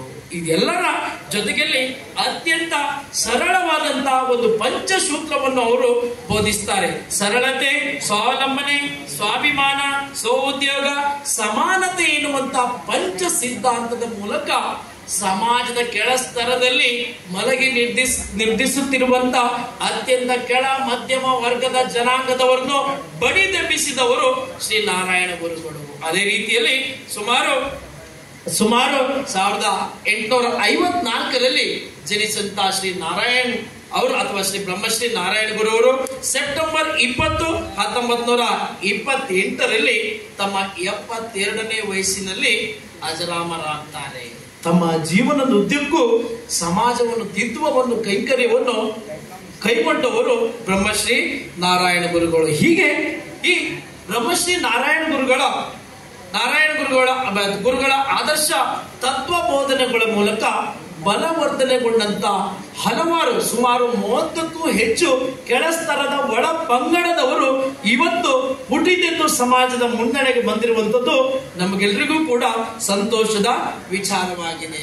ಇವರ ಆ ಸಾಮಾಜಿಕ ಹೋರಾಟ ಅಥವಾ ಸಾಮಾಜಿಕ ಹೋರಾಟದ ಒಂದು ಕೈಂಕರ್ಯ ಎಲ್ಲಿವರೆಗೆ ಬಂದು ತಲುಪ್ತಾರೆ ಅಂತ ಹೇಳಿದ್ರೆ 19ನೇ ಶತಮಾನದ ದಾರ್ಶನಿಕರ ಈ ಸಾಮಾಜಿಕ ಚಿಂತನೆಗಳು ಸ್ವತಂತ್ರ ಭಾರತದ ನಂತರ ಯಾವಾಗ ಸಾಂವಿಧಾನಿಕ ಬದಲಾವಣೆಗಳಾಗ್ತವೆ ಅಥವಾ ಬೆಳವಣಿಗೆ ಆಗ್ತದೆಯೋ, ಅಲ್ಲಿ ಸಂವಿಧಾನ ಎನ್ನುವುದು ರಚನೆ ಆಗ್ತೇವೋ, ಇವರೆಲ್ಲ ಹೋರಾಟಗಳು ಆರ್ಟಿಕಲ್ ರೂಪದಲ್ಲಿ ಅವು ಆ ಸಂವಿಧಾನದ ಪುಟ ಸೇರ್ತವೆ. ಇದಕ್ಕೆಲ್ಲ ಅತ್ಯಂತ ಕಳಕಳಿ ಅಥವಾ ಸಾಮಾಜಿಕ ಕಳಕಳಿ ತೋರಿಸಿದಂತ ಈ ದಾರ್ಶನಿಕರ ಅವರ ಪ್ರಯತ್ನದ ಫಲವೇ ಅಂತ ಹೇಳಿಕ್ಕೆ ನಾನು ತುಂಬಾ ಇಷ್ಟಪಡ್ತೇನೆ. ಆದರೆ ಪ್ರಸ್ತುತದಲ್ಲಿ ಏನಾಗಿದೆ ಅಂತ ಹೇಳಿದ್ರೆ, ನಮಗೆಲ್ಲರಿಗೂ ಇದೆ, ಸಂವಿಧಾನ ರಚನೆ ಆದ ನಂತರ ಸಾಮಾಜಿಕ ನ್ಯಾಯ ಎನ್ನುವಂತಹ ಒಂದು ಕಾನ್ಸೆಪ್ಟ್ ಅಥವಾ ಒಂದು ತತ್ವ ಎಲ್ಲಾ ಕಡೆಯಲ್ಲೂ ಕೂಡ ಪ್ರಚಾರವಾಯಿತು. ಎಲ್ಲಿ ಹೋದ್ರೂ ಕೂಡ ಮೊದಲಿನ ತರ ಯಾವುದೇ ಪರಿಸ್ಥಿತಿ ಇಲ್ಲ. ನಮ್ಮನೀಗ ಯಾರಾದ್ರೂ ವಿಚಾರಿಸಿದ್ರೆ ಆರ್ಟಿಕಲ್ 17 ಅಂತ ಹೇಳ್ತೀವಿ, ಆರ್ಟಿಕಲ್ 24 ಅಂತ ಹೇಳ್ತೀವಿ. ಅಂದ್ರೆ ನಾವು ಬಲಿಷ್ಠರಾಗಿದ್ದೀವಿ, ಸುಕ್ಷಿತರಾಗಿದ್ದೀವಿ, ನಮ್ಗೆಲ್ಲ ಗೊತ್ತಿದೆ ಏನು ತಪ್ಪು ಏನು ಸರಿ ಎನ್ನುವುದು ನಾವೆಲ್ಲೂ ತಿಳಿದುಕೊಂಡಿದ್ದೀವಿ. ನಮ್ಮನ್ನು ಯಾರು ಕೂಡ ಈಗ ಪ್ರಶ್ನೆ ಮಾಡೋಕೆ ಸಂವಿಧಾನ ಕೂಡ ನಮಗೆ ಹಕ್ಕನ್ನು ಕೊಟ್ಟಿದೆ, ಫಂಡಮೆಂಟಲ್ ರೈಟ್ಸ್ ಮತ್ತು ಫಂಡಮೆಂಟಲ್ ಡ್ಯೂಟೀಸ್ ಅನ್ನು ಕೊಟ್ಟಿದೆ. ನಾನು ಏನ್ ಮಾಡಬೇಕು, ಸರ್ಕಾರ ನನಗೆ ಏನ್ ಕೊಟ್ಟಿದೆ. ಇದು ಸಾಮಾಜಿಕ ನ್ಯಾಯ. ಈ ಸಾಮಾಜಿಕ ನ್ಯಾಯ ಎನ್ನುವಂತ ತತ್ವದಲ್ಲಿ ಸರ್ಕಾರಗಳು ಎಲ್ಲಾ ಸಮುದಾಯಗಳನ್ನು ಒಗ್ಗೂಡಿಸುವಂತ ಒಂದು ಪ್ರಯತ್ನ ಮತ್ತು ಎಲ್ಲಾ ಸಮುದಾಯಗಳಿಗೆ ನ್ಯಾಯವನ್ನು ದೊರಕಿಸಿಕೊಡುವಂತ ಒಂದು ಪ್ರಯತ್ನ ಮಾಡ್ತಾ ಇದೆ. ಅದರಂತೆ ನಮ್ಮ ಈ ಸಮುದಾಯ ಕೂಡ, ನಾನು ಕೂಡ ಸಮುದಾಯಕ್ಕೆ ಸೇರಿದವರಂತ ನಮ್ಮ ಸಮುದಾಯ ಅಂತ ಬೆಳೆಸ್ತೀನಿ. ನಮ್ಮ ಸಮುದಾಯ ಕೂಡ ಅಂತ ಒಂದು ಸಮುದಾಯದಲ್ಲಿ ಒಂದು ಅಂತ ಹೇಳ್ತಾ ಇತ್ತೀಚಿನ ದಿನಗಳಲ್ಲಿ ಸರ್ಕಾರಗಳು ಬ್ರಹ್ಮಶ್ರೀ ನಾರಾಯಣ ಗುರು ಅಧ್ಯಯನ ಪೀಠ ಎನ್ನುವಂತ ಪೀಠವನ್ನು ನಮ್ಮ ಮಂಗಳೂರು ಯೂನಿವರ್ಸಿಟಿಯಲ್ಲಿ ಪ್ರಾರಂಭಿಸಿದೆ. ಜೊತೆಗೆ ನಮ್ಮ ಸರ್ಕಾರಗಳು ಶ್ರೀ ನಾರಾಯಣ ಗುರು ನಿಗಮ ಎನ್ನುವಂತ ಒಂದು ನಿಗಮವನ್ನೇ ಪ್ರಾರಂಭಿಸಿ ಅದರ ಅಡಿಯಲ್ಲಿ ಬರುವಂತಹ ಸುಮಾರು 37ಕ್ಕೂ ಹೆಚ್ಚು ಒಳ ಪಂಗಡಗಳಿಗೆ ಸಾಮಾಜಿಕ ನ್ಯಾಯವನ್ನು ಒದಗಿಸಿಕೊಡುವಂತ ಪ್ರಯತ್ನ ಮಾಡ್ತದೆ. ಅದಕ್ಕೂ ಮೇಲಾಗಿ ಕಳೆದ ವರ್ಷವೇ ಅಥವಾ ಅದಕ್ಕಿಂತ ಹಿಂದಿನ ವರ್ಷವೇ ಗೊತ್ತಿಲ್ಲ, ಸರ್ಕಾರಗಳು ಅಥವಾ ನಮ್ಮ ಸಮಾಜದ ಅತ್ಯಂತ ಗಣ್ಯಮಾನ್ಯರ ಒಂದು ಮುಂಚೂಣಿಯ ಒಂದು ಪ್ರದರ್ಶನ ಅಥವಾ ಮುಂಚೂಣಿಯ ಒಂದು ಪ್ರಯತ್ನದ ಮೂಲಕ ಸರ್ಕಾರದ ಮಟ್ಟದಲ್ಲಿ ಶ್ರೀ ನಾರಾಯಣ ಗುರು ಜಯಂತಿ ಆಚರಣೆ ಆಗ್ತಾ ಇದೆ ಅಂತ ಹೇಳಿದ್ರೆ ಇದಕ್ಕಿಂತ ಹೆಚ್ಚಿನ ಒಂದು ಸಹಕಾರ, ಇದಕ್ಕಿಂತ ಒಂದು ಹೆಚ್ಚಿನ ಒಂದು ಮಾನ್ಯತೆ ನಮಗೆ ಸಿಕ್ಕಿದೆ ಅನ್ನೋದು ನನ್ನ ಅಭಿಪ್ರಾಯವಾಗಿದೆ. ಅದೇ ರೀತಿಯಲ್ಲಿ ಇವತ್ತು ಅತ್ಯಂತ ವೇಗವಾಗಿ ಬೆಳೆಯುತ್ತಿರುವಂತ ಈ ಶ್ರೀ ನಾರಾಯಣ ಗುರು ಸಮುದಾಯ ಅನ್ನೋದು ಇನ್ನೂ ಕೂಡ ಮತ್ತೆ ಸಮಾಜದಲ್ಲಿ ಬಲವರ್ಧನೆ ಆಗಲಿ, ಸಮಾಜದಲ್ಲಿರುವಂತ ಹಲವಾರು ಗಣ್ಯಮಾನ್ಯರು, ಸ್ವಾಮೀಜಿಯವರು, ಮಠ ಮಾನ್ಯರು ಮತ್ತು ಸಮಾಜದಲ್ಲಿರುವಂತ ಅತ್ಯಂತ ಕಳಕಳಿಯ ವ್ಯಕ್ತಿಗಳು ಮತ್ತೆ ಅವರು ವಿಜೃಂಭಿಸಲಿ, ಸಮಾಜದಲ್ಲಿ ಮುನ್ನಡೆಗೆ ಬರಲಿ ಅಂತ ನಾನು ಹೇಳ್ತಾ, ಇದೇ ರೀತಿ ಕಾರ್ಯಕ್ರಮಗಳು ಸರ್ಕಾರದಿಂದ ಮತ್ತೆ ಆಯೋಜನೆ ಆಗಲಿ. ಈ ಕೆಳವರ್ಗದ ಒಂದು ಅಪ್ಲಿಮೆಂಟ್ ಅಥವಾ ಉದ್ಧಾರಕ್ಕೆ ಅಥವಾ ಅಭಿವೃದ್ಧಿಗೆ ಸರ್ಕಾರ ಕೈಗೊಳ್ಳುವಂತಹ ಎಲ್ಲಾ ಕಾರ್ಯಕ್ರಮಗಳು ಯಶಸ್ವಿ ಆಗಲಿ ಅಂತ ನಾನು ಮನದಾಳದಿಂದ ಸ್ಮರಿಸುತ್ತಾ, ಇವತ್ತಿನ ಈ ಕಾರ್ಯಕ್ರಮದಲ್ಲಿ ಗುರುಗಳ ಬಗ್ಗೆ ಮಾತನಾಡಲಿಕ್ಕೆ ಅವಕಾಶ ಕೊಟ್ಟಂತ ನಮ್ಮ ಎಲ್ಲಾ 3 ಸಮಾಜ, ಬಿಲ್ಲವ, ನಾಮಧಾರಿ ಮತ್ತು ಆರ್ಯ ಈಡಿಗ ಸಮಾಜದ ಎಲ್ಲಾ ಪದಾಧಿಕಾರಿಗಳು ಮತ್ತು ಸಮಾಜ ಬಾಂಧವರಿಗೆ ಮತ್ತೊಮ್ಮೆ ನಾನು ನಮಸ್ಕರಿಸುತ್ತಾ ಅವಕಾಶದಾತರಿಗೆ ವಂದಿಸ್ತಾ ನನ್ನ ಮಾತನ್ನು ಮುಗಿಸ್ತಾ ಇದ್ದೇನೆ. ಜೈ ನಾರಾಯಣ ಗುರು, ಜೈ ಭಾರತ ಮಾತಾ.